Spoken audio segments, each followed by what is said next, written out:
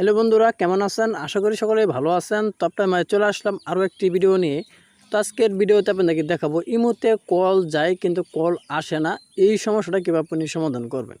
তো আমাদের অনেকের ইমোতেই দেখা যায় ইমোতে কল দিলে কল যায় কিন্তু কল কোনো প্রকার আসতেছে না বা কল আসে না। এই সমস্যাটা কীভাবে আপনি সমাধান করবেন তার পুরো প্রসেসটাই কিন্তু আজকের এই ভিডিওতে দেখিয়ে দিব। তো ভিডিওটা কেউ স্কিপ করবেন না, স্কিপ না করে সম্পূর্ণ প্রসেসটাই দেখে থাকুন, তাহলেই বুঝতে পারবেন।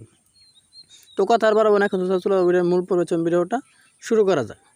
তো ইমোতে কল যায় কিন্তু কল আসে না, সমাধান করার জন্য আপনি প্রথমে ইমোতে ক্লিক করে দেবেন। ইমোতে ক্লিক করার পর এরকম একটা ইন্টারভিউ শুরু করবে। এখানে আপনি সেটিংসের মতো বা উপরে প্রোফাইল এখানে ক্লিক করে দেবেন। ক্লিক করার পর এরকম একটা ইন্টারভিউ শুরু করতে এখানে আপনি দেখছেন সিকিউরিটি অ্যান্ড প্রাইভেসি, এখানে ক্লিক করে দেবেন।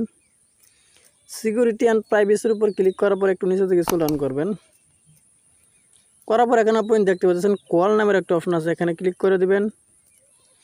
এখানে ক্লিক করার পর এরকম একটা ইন্টারভিউ শুরু করবে। যদি আপনার এখানে নো বডি করা থাকে তাহলে কিন্তু আপনার ইমোতে কল যাবে কিন্তু কোনো প্রকার কল আসবে না।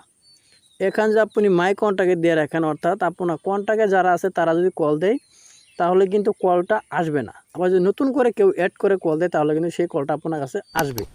অর্থাৎ আপনি যেহেতু সবার কলই নিয়ে আসতে চান, এর জন্য আপনি এভরি ওয়ান যে অপশনটা আছে উপরে এভরি অন করে রাখবেন, তাহলে কিন্তু আপনার এই সমস্যাটার সমাধান হয়ে যাবে।